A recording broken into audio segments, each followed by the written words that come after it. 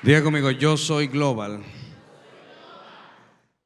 Estamos iniciando una serie hoy titulada de esa forma, Yo soy global, hablando un poco de la pertenencia, del sentido de pertenencia. Nosotros manejamos 4 pilares en nuestra iglesia, que es creer, ser, pertenecer y edificar. Creer, porque para tú seguir a Jesús necesitas creer, necesitas tener fe. La fe que cree lo imposible, la fe que ve más allá de los ojos naturales. Ser, porque tienes que primero encontrar tu identidad. Cuando conoces a Dios, cuando conoces a Jesús, comienzas a conocerte a ti, porque conoces al que te creó. Por lo tanto, puedes haber vivido muchos años sin saber quién eras, y cuando te encuentras con Dios, comienzas a encontrarte contigo, a conocerte, a saber quién eres, de dónde vienes, dónde estás y hacia dónde vas. Eso se llama identidad. Diga conmigo, identidad. Pertenecer, porque todos tenemos la necesidad de pertenecer. ¿Pertenecer a qué? A una familia. La Biblia habla de la familia de la fe, y hoy te voy a hablar un poco de esto. Entonces, creer, ser, pertenecer y edificar, porque cuando perteneces te fortaleces. Cuando perteneces te fortaleces, te rodeas de personas que van bajo la misma dirección y van tras el mismo objetivo, que es crecer, ser cada día más santo, más íntegro, desarrollar valores positivos, buenos hábitos. Y cuando te rodeas de este tipo de gente, no quiere decir que no vas a atravesar crisis, pero vas a atravesar crisis acompañado y acompañada de una familia que Dios te regala, que te ama, te cuida y está contigo en todo momento. ¿Cuántos dicen amén? Y edificar, porque lo que Dios te da no puede quedarse contigo. Tiene que ir a otras personas, porque está escrito en su palabra: con el mismo consuelo que el Espíritu Santo te consoló a ti, con ese mismo consuelo tú consolarás a otros. Y este es el plan y el propósito de Dios. Y cuando hacemos esto, Él nos sana, Él nos bendice, Él nos levanta. ¿Cuántos dicen amén? Y es importante entender esto, y parte de esta serie que hemos iniciado el día de hoy tiene que ver con que cada uno tenga este sentido de pertenencia en esta casa que es tu casa, porque no es un eslogan más, es una realidad que siempre enseñamos, y es que después de Dios, lo más importante eres tú. Eres lo más importante después de Dios. Dios ha preparado todo esto para ti. Pensó en ti el día que se construyó este edificio, 1984. 1984, una mujer estando en Nueva York, la llaman de acá, de Dominicana, jóvenes que estaban ansiosos por aprender de la palabra, y esta mujer, ni corta ni perezosa, tomó un avión, vino a su ciudad y comenzó con estos jóvenes algo que ni ella misma sabía a lo que se estaba enfrentando. Una mujer divorciada, una mujer sola, y a sus 50 años de edad, a la edad donde muchas personas dicen ya yo he vivido, a la edad donde mucha gente dice yo tengo ya que vivir de lo que yo he dado, yo tengo ya que descansar. Pero para Dios no hay edad, para Dios no hay fecha en el calendario, para Dios no existe el tiempo. Lo que Él dijo que va a hacer contigo, lo va a hacer aunque tengas 100 años. A los 50 años de edad, esta mujer comienza con un grupo de locos, porque eran unos locos que estaban deseosos de escuchar de la palabra a través de esta mujer llamada Mireya Camilo. Y entre esos locos había un morenito más feo que se llama Rudy Gracia, que después se puso bonito. No le manden esto a Rudy, por favor. Mi hermano, que lo amo y lo quiero muchísimo. Y ahí estaba Rudy Gracia, y entre otros hombres de Dios que hoy en día bendicen las naciones. Hoy en día el mensaje que Dios ha depositado en ellos ha transformado familias, ha transformado hombres y mujeres, ha transformado las naciones, gobiernos, ha sido de influencia, y nació de una falda de una mujer de 50 años divorciada y enferma con un solo pulmón, que hasta el día de hoy ella ha vivido con un solo pulmón. Y a nosotros se nos parte la uña. Ay, yo no voy a la iglesia hoy porque tengo un dolor de uña. Y esta mujer arrancó, y la menor de sus 3 hijos, quien recibe la asignación del llamado pastoral y vive todo lo que vive para luego encontrarse con el hombre de su vida.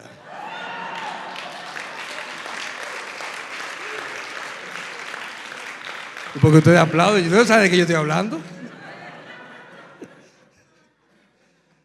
Y se enamoró perdidamente. Y es lo que hoy en día existe como Global. En su tiempo se llamó la iglesia del Huacal porque se congregaban en el Huacal, constituida como ICPD, Iglesia Cristiana de la Palabra de Dios. Parece que mi suegra tenía mucho tiempo para ponerle un nombre a la iglesia. Iglesia Cristiana de la Palabra de Dios, porque la Palabra de Dios es el fundamento, y por eso ella le puso ese nombre a la iglesia. Luego se llamó Catedral de Adoración cuando pasaron del Huacal a este edificio que era un pantano en toda esta zona. Y aquí tenemos, creo que ya algunos 28 años aproximadamente en este lugar.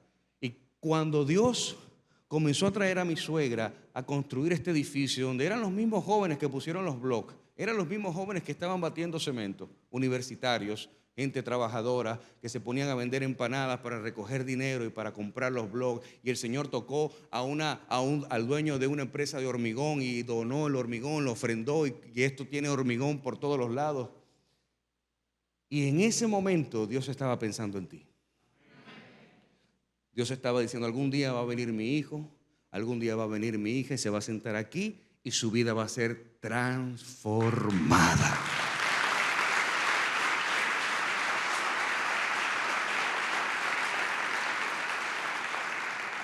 Fíjate que hace 23 años fue que yo conocí al Señor y comencé a servirle desde el día 1 que yo conocí al Señor. Desde ese día comencé a servirle a Él. Y antes de esa edad, siendo yo un jovencito, sigo siendo joven por si acaso, pero siendo jovencito en aquella época, hace 23 años de edad, yo encontré el sentido de la vida. Desde los 12 años yo estoy trabajando, desde los 12 años yo estoy haciendo negocio. Nací en un hogar pudiente, nací en una cuna de oro, lo tuve todo. Pero luego mi familia quebró económicamente, lo perdieron todo. Mis padres se divorcian y vino ese vía crucis que muchos de ustedes han atravesado, al igual que yo. Y comencé desde los 12 años a trabajar, salía de la escuela y me iba a una heladería a entregar helados, porque necesitábamos trabajar, necesitaba dinero después de haberlo tenido todo en la vida. Pero cuando conocí al Señor entendí que había llegado a mi casa, que había llegado a ese lugar y ver a la gente que me recibieron como si me estuvieran esperando. Eso marcó mi vida para siempre. Mira, no hay curso de superación personal, no hay coaching, no hay neurociencia, programación neurolingüística que valga en ese día que tú entras a la iglesia y el Espíritu Santo te toca y transforma tu corazón. No hay nada que supere eso. No lo hay. Y por eso muchas veces Dios permite que lo pierdas todo. Dios permite que te quedes sin nada para que te des cuenta que Dios es lo único que tienes. Y si Dios es lo único que tienes, Él es lo único que necesita, porque teniéndolo a Él lo tienes todo. Alguien diga un amén a eso. Teniéndolo a Él lo tienes todo. Y muchas veces llegamos a la iglesia, llegamos al Señor, llegamos a los pies de Dios completamente destruidos, quebrados, saqueados. Ahí es cuando llegamos, porque cuando nos va bien no buscamos a Dios. Sí, ahí no cabe amén, ahí cabe la yayay. Cuando nos va bien no buscamos a Dios, no. Buscamos a Dios cuando hay un divorcio, buscamos a Dios cuando hay una enfermedad, buscamos a Dios cuando caemos en la quiebra. Ahí es cuando buscamos a Dios, y qué bueno que entonces lo buscamos allí, porque si no lo buscas cuando estás bien, pero tampoco lo buscas cuando estás mal, ahí hay problemas. Y por eso Dios nos regala una familia que somos tan distintos pero iguales.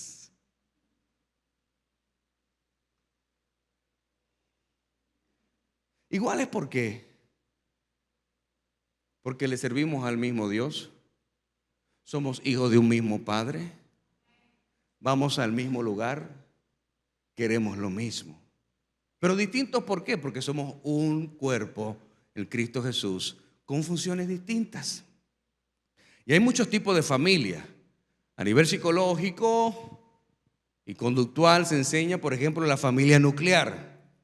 Esta es la familia conveniente que está formada por los miembros de un único núcleo familiar, papá, mamá, hijos, el grupo formado por los miembros de una pareja.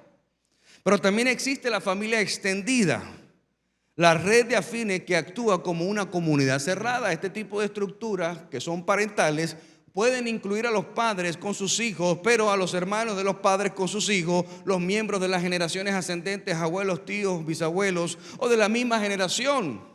Además puede abarcar parientes no consanguíneos como medios hermanos, hijos adoptivos o putativos.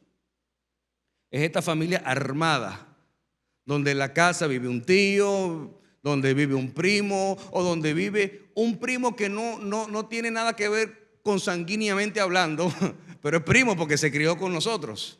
Esta es la familia extendida. La familia monoparental que enseñan es la que está compuesta por un solo progenitor. Puede ser varón o hembra o mujer, y pueden tener uno o varios hijos. Este núcleo puede constituir por sí solo la familia independiente, nuclear monoparental, o puede convivir con otras personas emparentadas. Por ejemplo, una madre que vive sola con sus hijos, eso es una familia monoparental, o un padre que vive solo con sus hijos. Pero existe la mejor familia de la bolita de la tierra, que es la familia de Dios.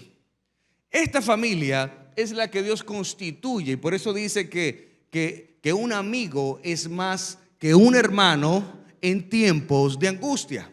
¿Por qué? Porque la familia de Dios se convierte en esa familia que está contigo en las buenas y en las malas. Que aún tu familia sanguínea te rechaza por ser cristiano, te rechaza por venir a la iglesia, o te critique y te dice: ahora tú vas a la iglesia, ahora tú eres cristiano, ahora tú eres evangélico. Yo sé que a ninguno de ustedes les pasó eso, pero a mí sí. A mí mi familia me juzgó, me criticó.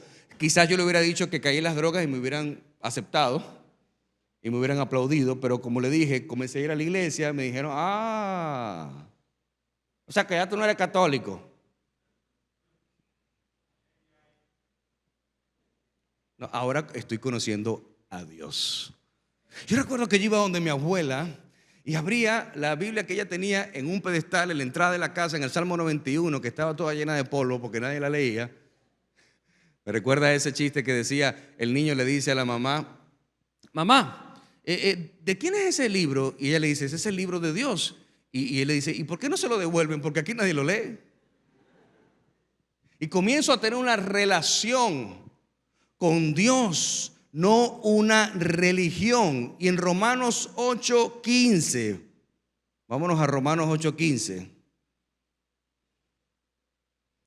Y ustedes no recibieron un espíritu que de nuevo los esclavice al miedo, sino el espíritu que los adopta como ¿qué? Como hijos, y les permite clamar: Abba, Padre. Te lo voy a leer una vez más. Y ustedes no recibieron un espíritu que de nuevo los esclavice al miedo. Cuando nosotros tenemos un encuentro con Dios, no es para ser esclavos, no es para ser rabacucu. Que si el café es del diablo, que si la playa es del diablo, que si la televisión es del diablo, que si los celulares son del diablo. Si son del diablo, entonces ¿qué hacemos aquí? Le dan todo al diablo. Dios le da las cosas a ellos y ellos se las dan al diablo. No es para estar en esclavitud ni en temor, porque Dios nos hace libres. ¿Cuántos dicen amén?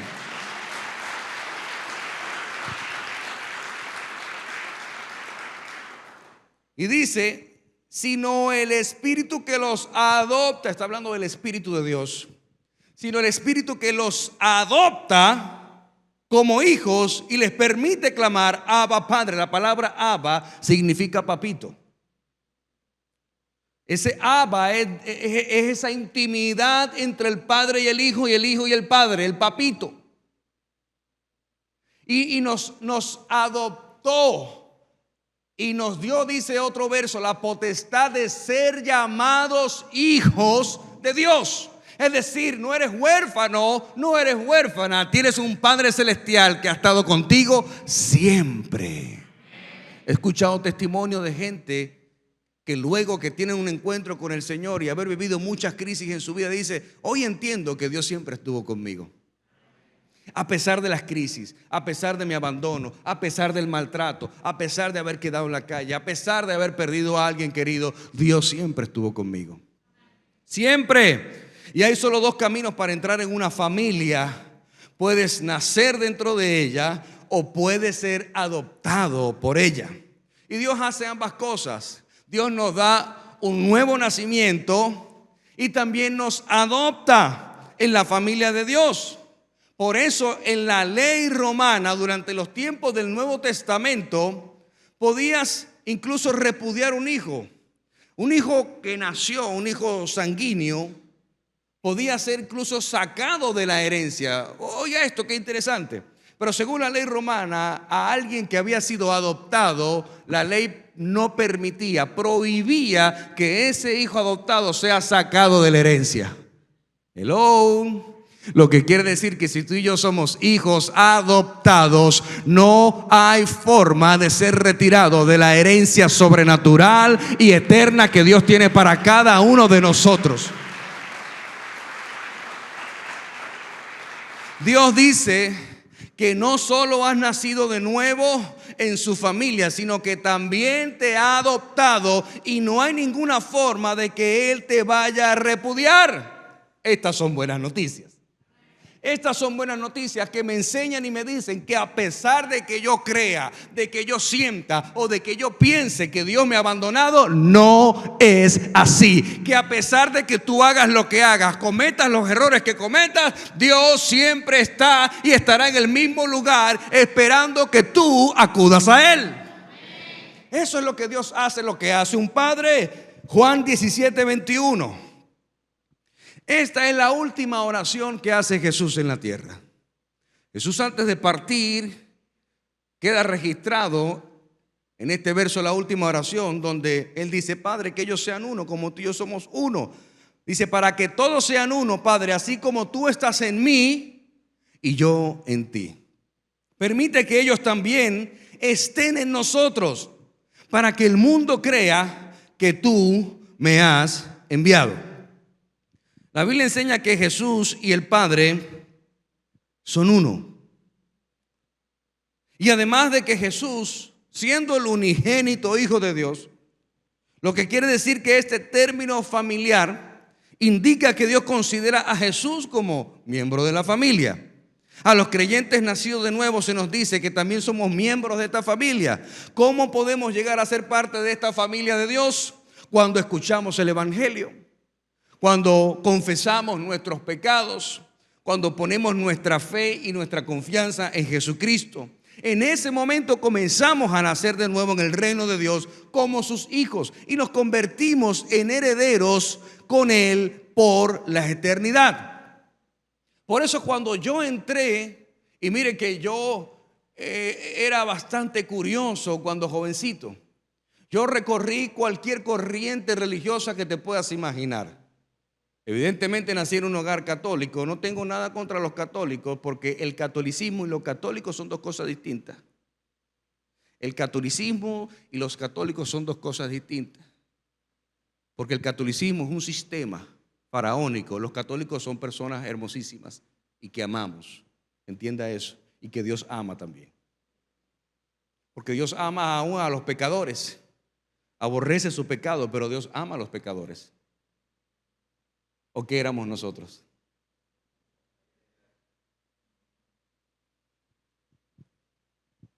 Y recorrí muchísimas corrientes religiosas. Testigos de Jehová, recorrí sectas, mormones, pero también me fui al lado oscuro. Estuve en la brujería, en la hechicería, en la santería, en la lectura del tabaco, en las velaciones, transformaciones, que el Señor reprenda al diablo. Estuve en todo eso, porque yo estaba en una búsqueda de algo sobrenatural en mi vida. Yo quería tener un encuentro con Dios, pero lo estaba buscando en el lugar equivocado. Y el diablo me hizo creer que yo tenía algunos encuentros con Dios hasta el día que lo perdí todo y quedé en la nada y vivía en una pieza como la vecindad del Chavo. Y los que vivían al lado mío eran unos hombres de Dios. Y me invitaron a una iglesia y recuerdo ese día como si fue ayer, la primera vez que entré a una iglesia y el Espíritu Santo tocó mi vida. Entré a ese lugar, era un lugar pequeño de algunas 20 personas, 25 personas aproximadamente. Llegué y había una jovencita que estaba tocando la guitarra desafinada, tanto ella como la guitarra, pero aún así Dios se glorificó en medio de esa alabanza. No entendí lo que el pastor dijo, pero yo lloraba y sentía a Dios, aún sin entender lo que el pastor estaba diciendo. Yo sentía a Dios en ese lugar. Y de repente todos de pie comenzaron a orar y yo comencé a llorar. Y vino una persona de los anfitriones y me puso la mano en el hombro. Me acuerdo de Carlos. Me puso la mano en el hombro y comencé a llorar más, porque sentía ese amor en una familia donde yo no conocía a nadie. Yo recuerdo que ese día, el primer día, cuando terminó el servicio, el pastor se acercó donde mí y me saludó y me dijo: ¿qué vas a hacer? Como si yo tuviese una agenda tan apretada. Lo había perdido todo, no sabía ni a dónde ir, no sabía cómo yo iba a pagar la mensualidad de la pieza. Y me dice: ¿por qué no te quedas con nosotros? El pastor vivía a una esquina de la iglesia. ¿Por qué no te quedas con nosotros y almuerzas con nosotros? Eso para mí era extraño. Yo quiero que usted entienda, yo venía de la selva de concreto, donde una persona que no te conoce no te invita a su casa.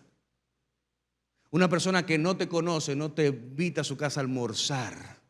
Y cuando él me dijo esto, yo me sentí extraño. No sabía ni cómo responder, ni cómo reaccionar. Recuerdo que entré a la casa y yo veía a todos los hermanos llegando. Uno traía pan, otro traía aguacate, otro traía refresco, porque los evangélicos no fuman ni beben, pero los que no fuman y los que no beben se lo comen.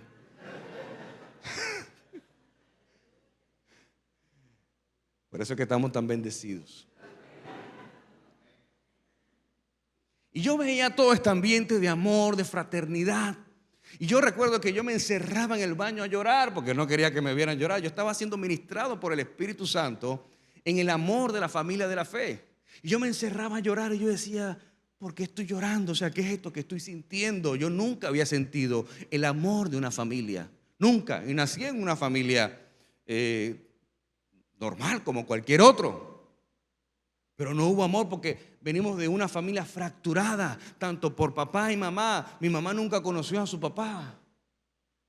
Mi papá vivió la época más difícil de su vida, donde mi abuelo muere ahogado, salvando la vida de una persona antes de yo nacer. No conocí nunca a mi abuelo. Entonces la paternidad por mis dos lados fue escasa.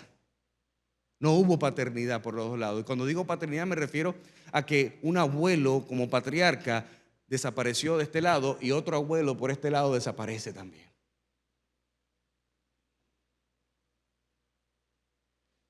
Y mi padre cometió muchos errores, como los he cometido yo y como comete cualquier otro padre. ¿Pero por qué? No tuvo un modelo. No hubo un modelo. Mi padre se divorcia y sigue. Y sobre mí había una maldición generacional de divorcio. Porque son los patrones repetitivos que se convierten en maldiciones. ¿Me siguen? En el libro de Mateo capítulo 12 dice que mientras Jesús le hablaba a la multitud, se presentaron su madre y sus hermanos, se quedaron afuera y deseaban hablar con él. Y alguien le dijo: tu madre y tus hermanos están afuera y quieren hablar contigo. ¿Quién es mi madre y quiénes son mis hermanos?, replicó Jesús. Señalando a sus discípulos, añadió: aquí tienen a mi madre y a mis hermanos, pues mi hermano, mi hermana y mi madre son los que hacen la voluntad de mi Padre que está en el cielo. Y esto puede sonar para muchos rudo, fuerte, crudo, cruel, porque Jesús está haciendo una separación contundente de lo que es la familia nuclear, monoparental, extendida, cualquiera que quieras tú llamar, a lo que es la familia de la fe. Porque muchas veces tú vas a encontrar más apoyo en la familia de la fe que en tu familia nuclear. Y con esto no quiero decir que debemos descalificar la familia nuclear. No estoy diciendo esto. Lo que estoy diciendo es que en muchas ocasiones la familia de la fe es la familia que Dios constituye, y esta familia de la fe puede llegar a ser tu familia nuclear también, cuando ellos se conviertan. Por eso la Biblia dice: cree tú y tu casa será salva. Eres la puerta del evangelio para tu familia. Eres la puerta de bendición para tu familia. Eres la puerta de sanidad para tu familia. Por eso tienes que permanecer. Creer, ser, pertenecer y edificar. En el libro de Hechos, capítulo 2, 44, dice: todos los que habían creído estaban juntos y tenían en común todas las cosas. Estamos hablando del libro de Hechos, en el comienzo de la iglesia primitiva, donde se reunían en las casas. Dice que ellos vendían todas sus pertenencias para la extensión del reino. Vendían todo lo que tenían para que el reino de Dios se expandiera y se extendiera cada día más. Y dice la Biblia que los que habían creído estaban juntos y tenían todas las cosas en común. Diga conmigo: juntos y en común. ¿Por qué? Porque es la familia de la fe. Vamos a un mismo sentido, tenemos un mismo ADN, queremos las mismas cosas, tenemos los problemas donde no nos juzgamos, donde no nos señalamos. Si eres una persona que cae en una situación difícil, encuentras en tu familia de la fe apoyo, restauración, acompañamiento, oración. No eres nunca descalificado en la familia de la fe, no eres nunca rechazado en la familia de la fe, nunca eres juzgado en la familia de la fe. Alguien tiene que decir un amén a esto. Apláudele al Rey de Reyes.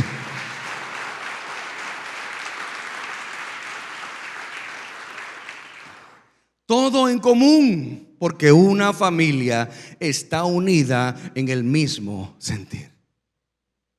Es en el mismo sentir. Cuando todos nos juntamos acá, venimos a buscar lo mismo, a darle a Dios de nuestra adoración, de nuestro corazón, a darle alabanza, a darle de lo que ya Él nos ha dado, pero también a recibir una palabra de fortaleza, a recibir una palabra de sanidad, a recibir una palabra profética sobre lo que Dios va a establecer en mi vida, en mi familia, en mis hijos, en mis generaciones. Porque por yo haber conocido a Dios en aquel momento, mi hijo nació en un hogar cristiano, nuestras hijas nacieron en un hogar cristiano. Y lo que yo viví, mi hijo no lo vive, porque cuando tú conoces a Dios, tú vas a librar batallas que tus generaciones no van a librar, porque ya tú las peleaste por ellas.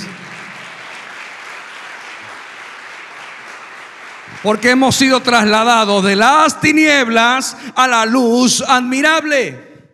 Y cuando estamos en la luz, vemos las cosas distintas.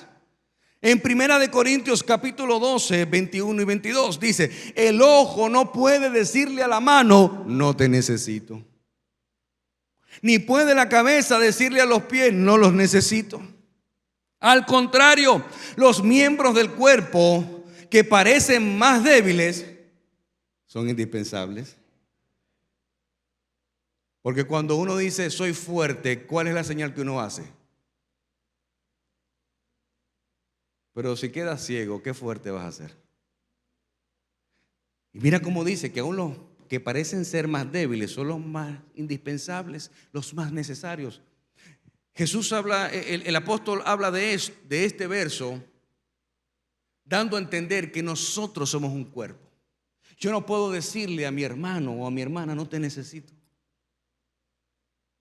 o no eres indispensable. No, todos nos necesitamos. Tenemos responsabilidades diferentes, pero delante de Dios somos iguales.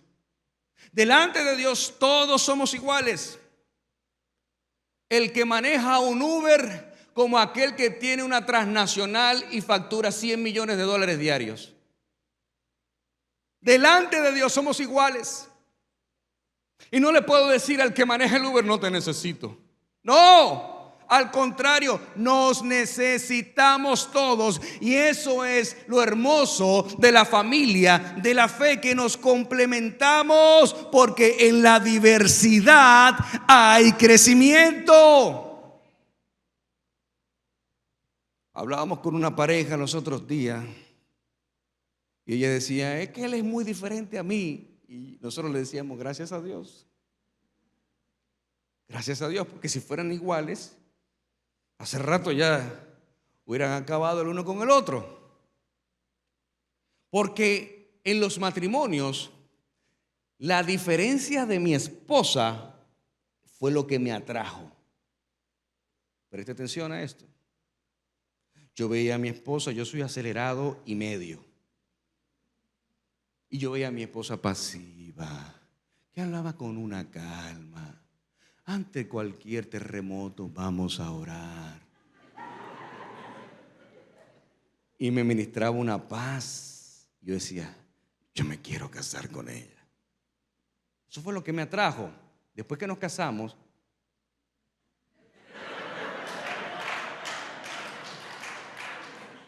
los casados digan amén. Mentiroso que es. Mujer, estamos tarde, avanza. A mí no me estés apurando. Si tú quieres, tú te vas adelante. Porque a ella no hay nada que la mate ni la mueva. Y yo preocupado por mil cosas, ella tranquila. Lo que me atrajo de ella después comienza a traer problemas en mi matrimonio. Porque no terminamos de entender que en la diversidad es donde crecemos. Que yo necesito de esa pasividad.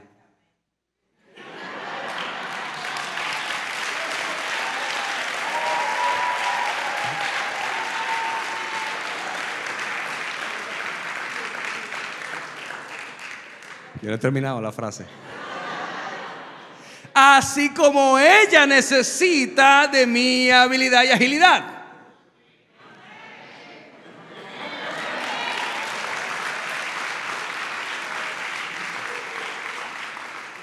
Porque nuestra descripción psicológica y terapéutica que tenemos es que ella es mi cable a tierra, pero yo soy su cable de corriente. Sí, en ese sentido también. ¿Por qué? Porque es en la diversidad donde crecemos. Celebra las diferencias de la familia. Celebra las diferencias de tu esposo, de tu esposa. Celebra las diferencias de tus hijos. Tenemos 4 hijos y no hay ni uno que se parezca a otro. Son tan distintos y hay que tratar con cada uno de manera distinta. Porque son distintos. No puedo tratar quizás a Gabriela como trato a Elías. No puedo, porque son diferentes. Y aprender a conocer sus diferencias me ayudan a mí a crecer y a valorar lo que no se parece a mí, a validar lo que no se parece a mí. En la diversidad hay crecimiento. Lo primero que usted debe reconocer es que hay una gran diferencia también entre los dones, entre los talentos y las capacidades. ¿Qué es un don? Porque en la familia de la fe nosotros tenemos dones, talentos y capacidades. Y muchas veces creemos que una persona por tener un don tiene madurez. Y fíjese que no, un don es un regalo de Dios. Proviene del cielo, es sobrenatural y edifica al cuerpo de Cristo. Y también aporta para su crecimiento y expansión del reino. Eso es lo que debe hacer el don en la vida de una persona. Lo segundo es el talento. El talento no es lo mismo que un don. El talento es la habilidad que tengo de nacimiento para realizar algunas cosas en la vida. Por ejemplo, aprender a tocar guitarra sin haber estudiado un instrumento. Yo, por ejemplo, aprendí a tocar guitarra y nunca fui a hacer un curso de guitarra y llegué a dar clases de guitarra sin haber yo estudiado cursos de guitarra. Hay habilidades que a ciertas personas se les hace más fácil porque nacemos con ese talento, con esa habilidad. La capacidad es aquello para lo cual soy hábil y capaz de aprender con facilidad. Responde a mi entorno, a mi crianza, a mi cultura. Por ejemplo, soy capaz de hablar el idioma inglés. Estas son nuestras capacidades. y entender que estamos diseñados de esta forma, que tenemos dones, tenemos talento y tenemos capacidades, y entender que el don es irrevocable. Lo dice en Romanos 11:29, porque irrevocables son los dones y el llamamiento de Dios. Es decir, que Dios le da un don sobrenatural a alguien y es irrevocable. ¿Qué quiere decir irrevocable? Que Dios nunca te lo va a quitar, porque un don es un regalo, y lo que se regala no se quita porque el diablo lo visita. Lo que se regala no se quita. Y Dios te da ese don. Tienes el don quizás de ver cosas que otros no ven. Tienes el don de visualizar algo. Tienes el don de, qué sé yo, de sanidad. Oras por una persona y se sana de una enfermedad. Pero eso no quiere decir que ese don que tú tienes te otorga madurez. Es simplemente un don. Un don. Y al entender los dones que son irrevocables, lo que quiere decir que aún el día que te alejes o te enfríes en el Señor, te alejes de Dios, te alejes de la iglesia, incluso cometas hasta pecado, el don sigue operando. Porque es irrevocable.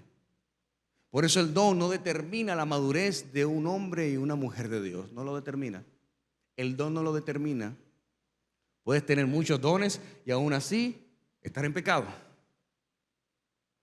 ¿Qué es lo que lo hace diferente? Usted se preguntará entonces, ¿por qué Dios permite algo como esto? ¿Por qué Dios le da un don a una persona y no le da el carácter? Porque el carácter no lo da Dios, el carácter lo desarrollamos nosotros. Hello.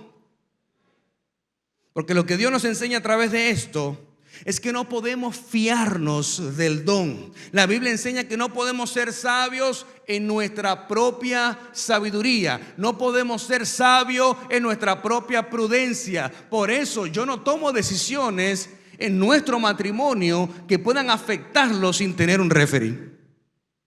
Nosotros tenemos nuestros terapeutas que en momentos de crisis y en momentos donde todo está bien, nos revisamos. Medicina preventiva. Yo tengo mi mentoreo, mi pastoreo. ¿Por qué? Porque yo no puedo confiarme de que yo estoy bien. Dice la Biblia, el que esté firme, mire que no caiga. Usted no puede confiarse de que está haciendo las cosas bien y llevarse a todo el mundo por delante porque usted dice, yo las estoy haciendo bien. Espérese, revísese. Y eso no lo hace el don, no lo hace el talento, ni lo hace la capacidad. Dejamos de crecer y desarrollarnos espiritualmente cuando dejamos atrás el carácter de Cristo que debe ser formado en nosotros. Tenemos que estar enfocados en ser, más en ser que en el hacer. El don responde a lo que la persona puede hacer. Y tiene un alto grado de riesgo cuando la persona camina en una vida apoyada en los dones y no en el carácter. Es por eso que nos enfocamos más en el carácter y esto responde al ser. El don te abre puertas, pero el carácter las mantiene abiertas. El don te abre las puertas en una empresa, pero el carácter las mantiene abiertas. El don te abre puertas a nivel ministerial, pero el carácter las mantiene abiertas. El don te abre puertas en una relación, pero el carácter mantiene la relación. Porque el ser tiene que ver con formar el carácter de Cristo en mi vida. Yo necesito ser. Y el hacer es poner mis dones al servicio de los demás. No para engrandecerme, no para vanagloriarme. Hay gente que llegan a la iglesia, a la familia de la fe, me dicen, pastor, yo quiero servir. Pastor, mire, yo soy bueno tocando la guitarra. Y yo le digo, enfócate en ser primero. Ser. Eso va a venir.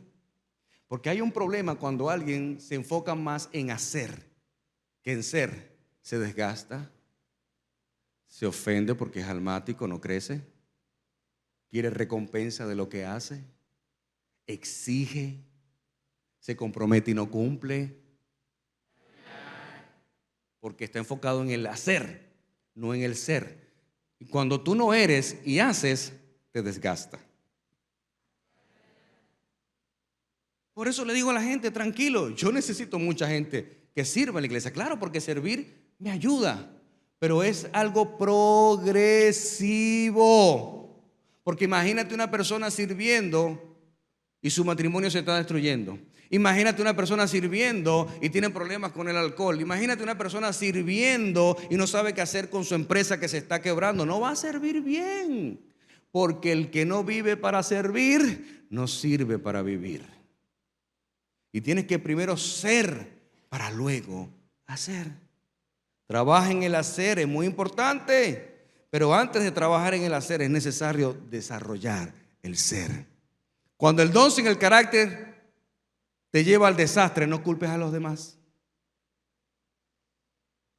Cuando el don sin carácter te lleva al desastre, no culpes a los demás. Fue tu falta de carácter. Sí, yo puse aquí, nadie dice amén. Te lo voy a repetir. Cuando el don sin el carácter te lleva al desastre, no culpes a los demás. Porque en tus manos está la solución. Dentro de ti está la solución. Pero no lo quieres hacer porque no tienes carácter. Por lo tanto, escúcheme bien, no le asignes a las tinieblas lo que tú tienes que crucificar en la cruz.